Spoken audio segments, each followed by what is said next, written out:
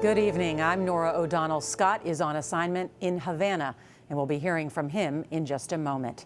It was the best-kept secret in the world until President Obama went on national television today to reveal it. Today, the United States of America is changing its relationship with the people of Cuba. Nearly 54 years after President Eisenhower severed diplomatic ties with the communist dictatorship, President Obama said it is time to restore them. Two countries separated by just 90 miles, but more than a half a century of hostilities, including a failed attempt to overthrow Fidel Castro, the Cuban Missile Crisis that brought the world to the brink of nuclear war, and a U.S. embargo. Today, the president said it is time to cut loose the shackles of the past. We have a team of correspondents covering this historic day, beginning with Major Garrett at the White House. I am convinced that through a policy of engagement, we can more effectively stand up for our values and help the Cuban people help themselves as they move into the 21st century. It started this March with a meeting between President Obama and Pope Francis at the Vatican.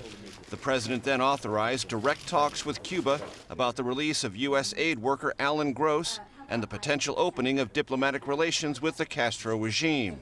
White House advisors Ben Rhodes and Ricardo Zuniga, seen here conferring in the Oval Office, met secretly with Cuban officials in Ottawa, Canada in June 2013. A series of talks led to a final meeting with top Catholic officials at the Vatican in October. In a 45-minute phone call with Castro from the Oval Office Tuesday, President Obama finalized the release of Gross and a prisoner swap.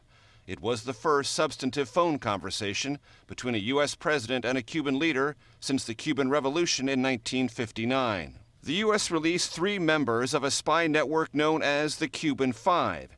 In exchange, the Castro regime released an unnamed Cuban national who had served 20 years in jail for working as a U.S. spy. This man, whose sacrifice has been known to only a few, provided America with the information that allowed us to arrest the network of Cuban agents that included the men transferred to Cuba today, as well as other spies in the United States. The U.S. will now review Cuba's designation as a state sponsor of terrorism. Cuban Americans will be able to send more money to family in Cuba, and U.S. credit and debit cards will soon be accepted there. In Havana, Castro acknowledged the historic breakthrough. He said, "The progress made in our exchanges proves that it is possible to find solutions to many problems." The U.S. will build an embassy in Havana, and the administration is already lifting certain trade and travel restrictions with Cuba. But Nora, only Congress can fully eliminate all commercial barriers between the nations, and the White House admits that will be an uphill political battle. A fight indeed. Major Garrett, thank you.